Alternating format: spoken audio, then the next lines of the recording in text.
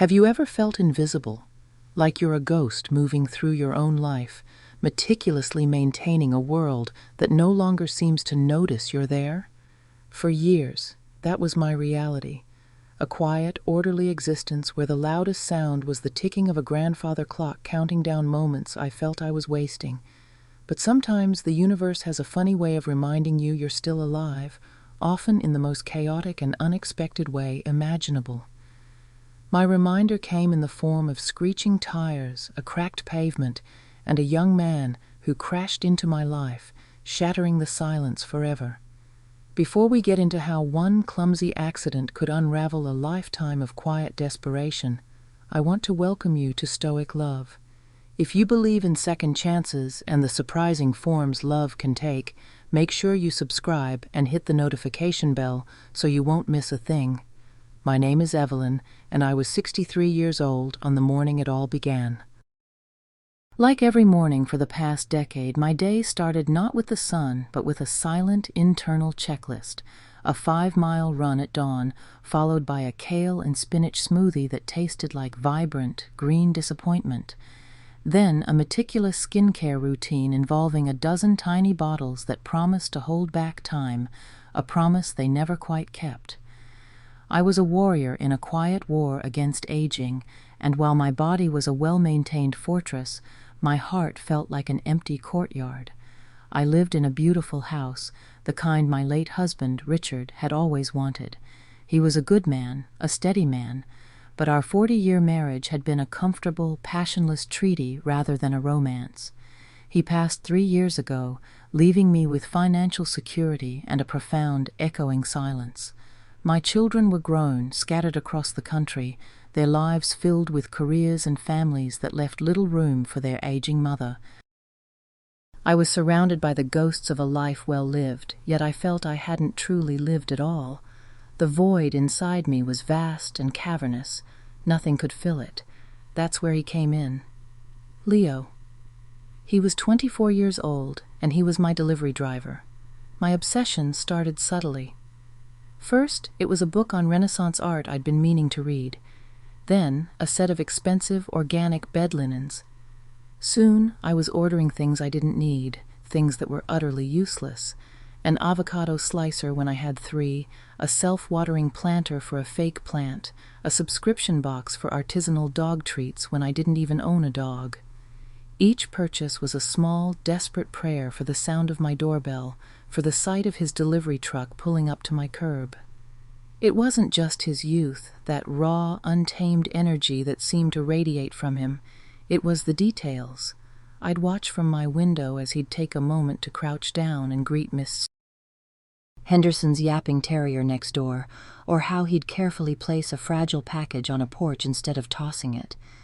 There was a gentleness in him, a quiet decency that felt rare, and every time he handed me a package, his fingers would brush against mine, sending a jolt through me that was both terrifying and exhilarating.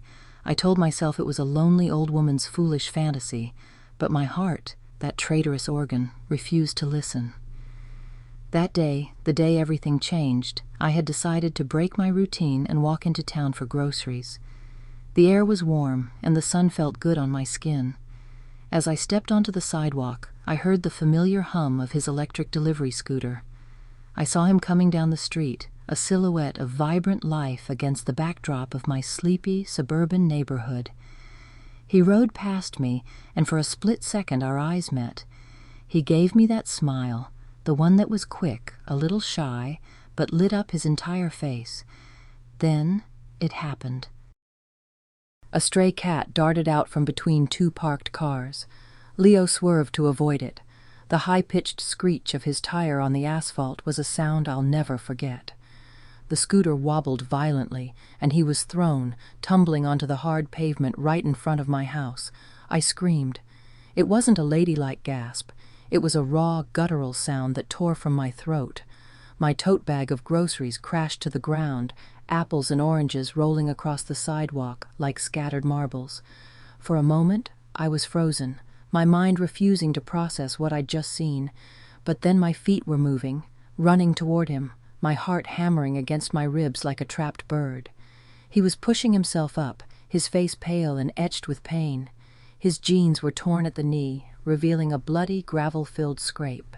His elbow was raw and bleeding freely, but even then, even as he gritted his teeth, he tried to manage that smile. "Evelyn, I'm fine." "It's nothing, just a stupid slip," he said, his voice deep but trembling. "Don't be ridiculous," I said, my voice sharper and more commanding than I intended. "You're bleeding all over the place. Don't you dare tell me you're fine. Come inside right now and let me take a look at you." I helped him pull the dented scooter onto the sidewalk. When I put my arm around his waist to help him stand, I could feel the hard muscle beneath his shirt, the warmth of his body.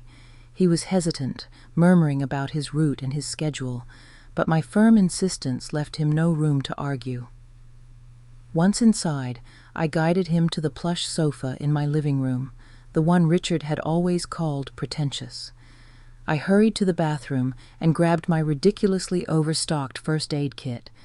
My hands were shaking so badly I could barely open the latch. I tried to steady them, to focus on the task, so Leo wouldn't see how deeply his fall had shaken me. As I knelt before him and began to clean his wounds with an antiseptic wipe, the world seemed to shrink to just the two of us. The scent of antiseptic mixed with the faint, clean smell of his skin. Up close I could see the flecks of gold in his brown eyes, the faint shadow of a beard on his jaw, the sheer undeniable vitality of him. But there was also a weariness in his expression, a maturity that seemed out of place on such a young face. "I'm really sorry to trouble you like this, Evelyn," he said, his smile a little more genuine this time.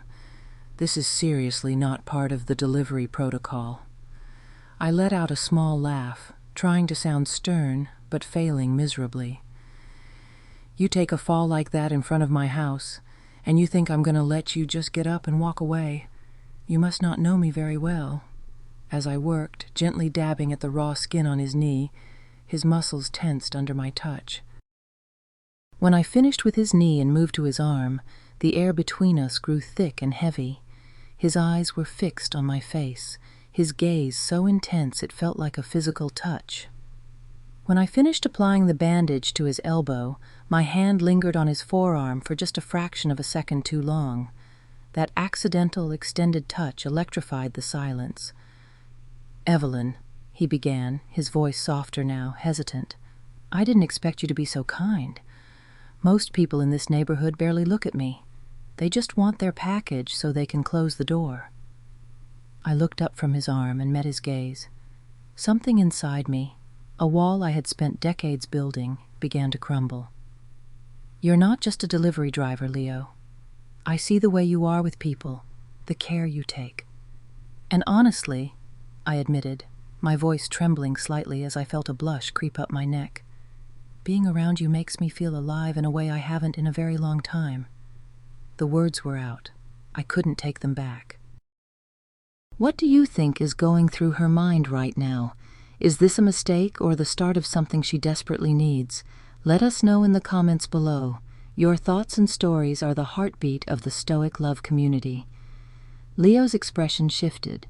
The boyish shyness was gone, replaced by a new focus, a determination in his eyes that was accompanied by something undeniably magnetic. Slowly, he leaned a little closer, his gaze never leaving mine. The space between us hummed with unspoken words. "You know," he said after a moment, breaking the spell, "the apartment I'm in now is an hour's drive from this route. The commute is brutal, and my landlord is a nightmare. I've been looking for a place closer, but the rent prices around here are insane." When he said that, an idea sparked in my mind, audacious and thrilling. I realized I had a solution, a way to keep him closer, and the thought sent a strange, powerful sense of excitement through me. "Leo," I said, my voice soft but resolute, "I have a small guest house right behind this one. It's fully furnished. It's been empty for years. If you want, you can move in. I'd charge you a rent so reasonable it would feel like stealing. It would make things easier for you." Leo stared at me, genuinely stunned. "Evelyn, you don't have to do that. That's too kind," he stammered, his voice laced with disbelief, but my mind was made up. I knew in that moment that the quiet, predictable rhythm of my life was about to be broken, and as he looked at me with those surprised, grateful eyes, I realized I had never wanted anything more. That day was the first note in a song I didn't know my soul was desperate to sing. The tension in the room was a living thing. As I finished tending to his wounds, my hand lingered on his arm. For a moment, my eyes traced the curve of his bicep, the breadth of his shoulders. I noticed him watching me, too. His gaze traveled from my face, down my neck, over my shoulders, and my heartbeat kicked up a notch. I tried to ignore the flush rising on my cheeks, the sudden warmth spreading through me. My hands trembled as I packed away the first aid supplies. As I bent down to pick up a dropped cotton ball, Leo leaned down at the same exact moment. Our hands brushed, and we both froze. The jolt of that brief contact made the silence feel even heavier. As I slowly straightened up, our eyes met again. I tried to decipher his expression. There was hesitation there, yes, but also something undeniable, a raw flicker of attraction. "Eve," he said, the nickname sounding impossibly intimate in a voice softer than I'd ever heard from him. "I have to say, I'm blown away. Most people just want their stuff. They wouldn't go out of their way like this for someone like me. Honestly, I don't feel like I deserve this much kindness." Hearing him say that, seeing the genuine vulnerability in this strong young man, made my carefully constructed composure slip. I forced a small, shaky laugh. "Well, if you move into the guest house, it will feel like I've finally found the perfect person to take charge of it. I've been meaning to rent it out for ages." I was rambling, trying to ease the sudden, intense intimacy between us. Leo looked even more surprised. "To be honest, I need to find a new place fast. My landlord is trying to evict me over a late payment, and I still have a full route of deliveries to finish," he said, his voice slightly rushed. He stood up quickly, wincing as he put weight on his injured knee. He paused at the door. Can I get your number? To talk about the guest house?" I gave it to him, and he left. The rest of the day passed in a blur. I couldn't focus. I kept replaying our conversation, the touch of our hands, the look in his eyes. The very next morning, a large beat-up moving truck rumbled down my quiet street. I stood at my kitchen window, coffee cup in hand, and watched as Leo and two of his friends began unloading his life into my guest house. It wasn't much: a worn-out sofa, a few boxes of books, a mattress. Watching him, I found myself mesmerized. He lifted a heavy box labeled kitchen, with an ease that made the muscles in his arms stand out. His t-shirt was damp with sweat clinging to his back. A feeling I hadn't experienced in years, a potent mix of desire and tenderness, stirred deep within me. His youthful energy, his dynamism, it was utterly captivating.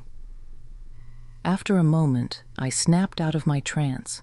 I filled a large thermos with fresh coffee, grabbed a stack of paper cups, and headed outside. "You must all be exhausted," I said with a warm smile. "To celebrate my new tenant, I'd love to have you all over for a proper dinner tonight. My treat. Let's sit down and enjoy a good meal." Leo's friends thanked me enthusiastically, but Leo shook his head. "Eve, that's incredibly kind of you, but they have to get back. It's a long drive for them."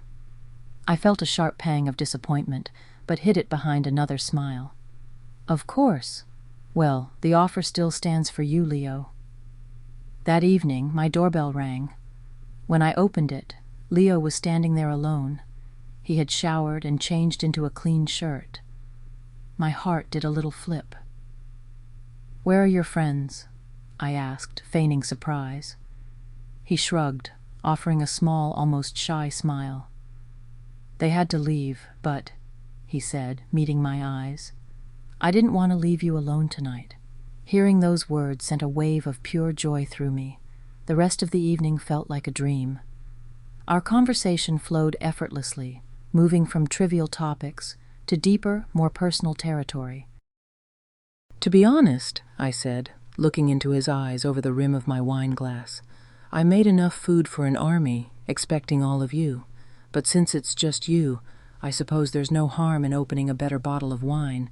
I always enjoy a good Cabernet with dinner, Leo. He returned my smile, his eyes fixed on me. That sounds perfect. Good wine and you. What more could I possibly ask for? He said, his words igniting a small, warm spark deep inside me. I went to the wine cellar and brought back a bottle of my late husband's favorite red. As I uncorked it, I could feel Leo's gaze on me, watching my every move as if trying to commit them to memory. During dinner, aided by the wine, our conversation became a confessional. Loneliness, I said, swirling the deep red liquid in my glass. It's a physical presence sometimes. It's so heavy it can feel like you're suffocating. I've spent my entire life living for other people, my husband, my children. And now that they're gone or grown, I realize I don't even know who I am anymore. So much time just wasted. Leo listened intently, his expression soft and filled with an understanding that belied his years. Loneliness is tough at any age, he said softly.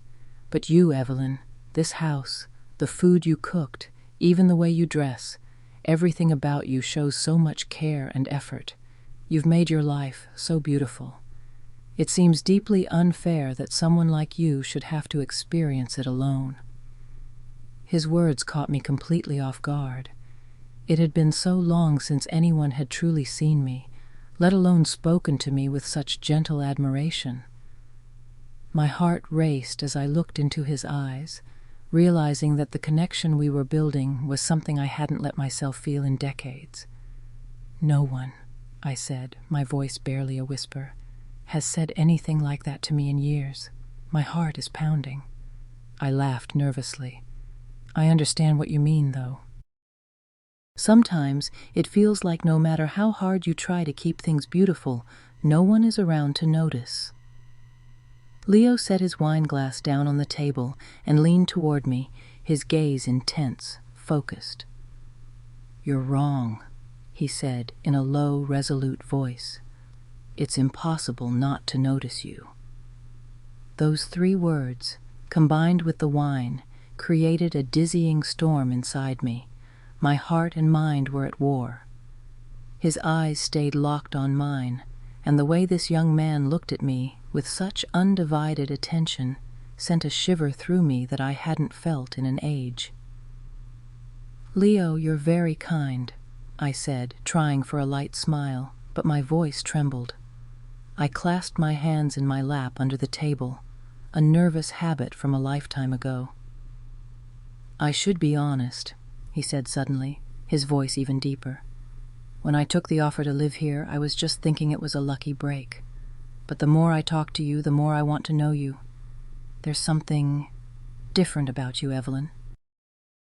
It's like you carry a light inside you, something so vibrant and alive. The confession left me stunned. The wine, the soft lights of the dining room, his smoldering gaze, it all converged into a single, overwhelming moment. I took a deep breath, but my heart was beating so fast I felt lightheaded. Leo, I said, my voice thick with emotion, you've made this night so incredibly special. No one has made me feel like this in a very long time. At that moment, the tension between us reached its peak. As his eyes met mine, it was as if the world outside my dining room ceased to exist. Without thinking, caught in the irresistible gravity of the moment, I leaned toward him. When our lips met, it was soft, hesitant at first, then deeper. My heart felt like it would burst from my chest, awakening a part of me I thought had died with my youth. But just as quickly, reality crashed down on me like a cold wave. I pulled back abruptly, my face flushed with a mixture of passion and shame. As my thoughts were a chaotic spiral. This isn't right, I whispered, my eyes darting away from his intense gaze. I stumbled out of my chair and headed for the kitchen, needing to escape the storm raging within me. I hadn't realized he had followed me until I felt his hands gently land on my waist. His closeness, the heat of his body behind me, stopped me in my tracks. "Evelyn," he said, his voice low but firm in the quiet of the kitchen. He gently turned me to face him. His eyes locked onto mine, deeper and more intense than before. I felt like I couldn't breathe, couldn't think, couldn't escape. My hands came up instinctively to rest on his shoulders. His strong arms wrapped around me, holding me tightly, securely, as if we were the only two people left in the world. He broke the contact for a moment, his forehead resting against mine. "Evelyn, do you really want this?" he murmured, his quiet question giving me one last chance to turn back. His respect, his maturity in that moment unraveled me completely. I gave a slight nod, my voice barely a whisper. "Yes," I said, and the single word felt like the truest thing I had said in years. His hand moved from my waist, sliding gently up my back, sending shivers down my spine. He guided me out of the kitchen and toward the bedroom. My heart raced with every step, a wild mix of fear and exhilarating anticipation. Once in the bedroom, I sat on the edge of the bed while Leo stood before me. His eyes roamed over me, and the warmth in his gaze made me feel beautiful, desired. I raised my hands to my shoulders and slowly slid the thin straps of my dress down. The silk fabric pooled at my feet, leaving me vulnerable under his adoring gaze. The look in his eyes, pure admiration and raw desire, fueled a confidence in me I didn't know I still possessed. This was real. This was happening. As I lay back on the bed, I caught a glimpse of myself in the large mirror across the room. I didn't see an old woman. I saw a woman, mature and alluring, on the precipice of rediscovering herself. Leo moved over me, placing his hands gently on my shoulders. His eyes never left mine as his hands began a slow, deliberate exploration of my body. In that moment, I felt something I hadn't felt in so long, a deep, resonant pleasure I had profoundly missed. It didn't take long for me to respond, my body arching to meet his, a sound of pure bliss escaping my lips that surprised even me. It was as if I couldn't keep up with the flood of sensations. Everything was so beautiful, so intense, so deeply missed. I closed my eyes, letting myself get lost in the moment. When I opened them again to look at Leo, his face was flushed, his breathing heavy. That sight, the evidence of his own surrender, excited me even more. I couldn't help myself. "Again," I murmured, a breathless plea. Leo, catching his breath, leaned down and kissed me deeply. "I want it more than you do," he whispered against my lips. That night, he made me happier than I had been in 30 years. He made me feel seen, cherished, and vibrantly alive. Later, as he lay beside me, his breathing evening out into the soft rhythm of sleep, I glanced at the floor beside the bed. Our clothes were scattered in a heap, a testament to the night's beautiful, reckless passion. And I smiled. I had missed this so much. His warm breath grazed my neck, and in the comfortable silence, filled only by the sound of our breathing, I knew, with absolute certainty, that this was not an ending. It was a beginning. This story is far from over. If you've been touched by Evelyn's journey of rediscovery, make sure you're subscribed to Stoic Love, because you won't want to miss what happens next. Thank you for being here with us.